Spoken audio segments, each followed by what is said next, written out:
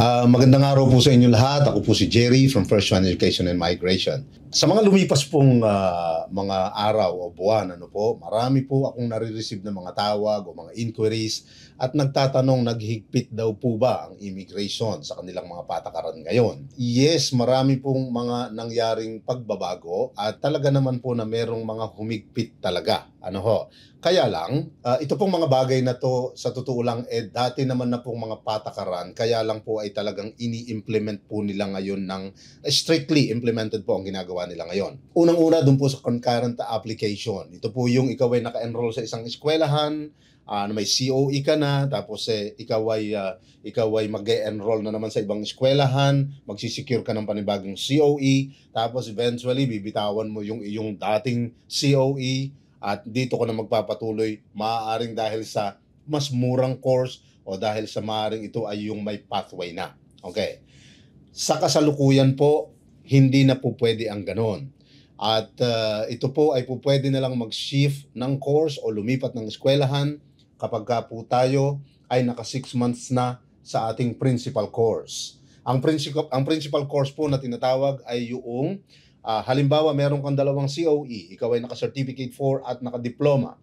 Tatapusin mo ng 1 taon yung iyong certificate 4 at magsi 6 months ka sa diploma dahil yung huli mong COE o huling course, yan po yung principal course.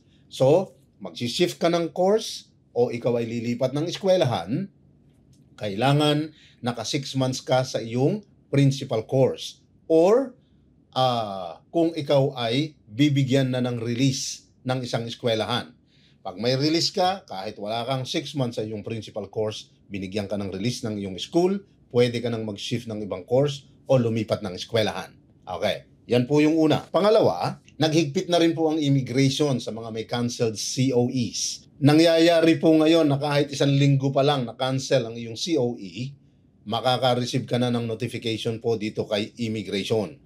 Okay, at ikaw ay bibigyan na notify ka na nila na maaaring i-cancel na nila ang iyong visa kapag ka hindi ka nakapag-secure ng bagong COE. Okay po. At ganun din naman sa mga eskwelahan naman, naghihigpit na rin itong mga ito dahil ang mga eskwelahan po ay meron ding obligasyon sa immigration. Dahil sila po ang nagre-request ng COE sa immigration. Kung mapapansin ninyo, ang inyo pong COE, ang letterhead nito ay immigration.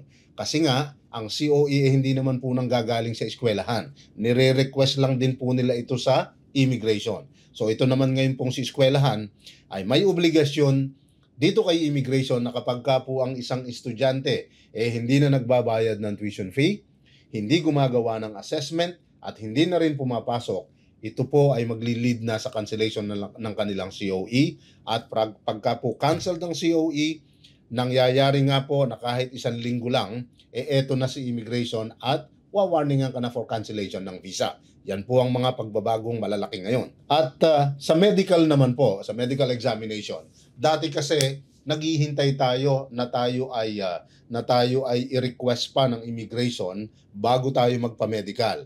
Pero effective November 1, sa totoo lang nangyari na ito kahit po last part ng month ng October. Madalas nang nangyayari ngayon na dito sa effective November 1 ay pag nag-lodge kami ng visa, automatic po ito ay nagkakaroon na ng request for medical. Sa totoo lang hindi po ito bago. Dati na po itong nangyayari. Kaya lang talagang ini-implement na po nila ngayon strictly. So, sana po nakatulong ako sa inyo at nabigyan ko kayo ng bagong update mula sa immigration at kung paano na ang mga humigpit na patakaran ng immigration dito sa mga nag-a-apply ng international student.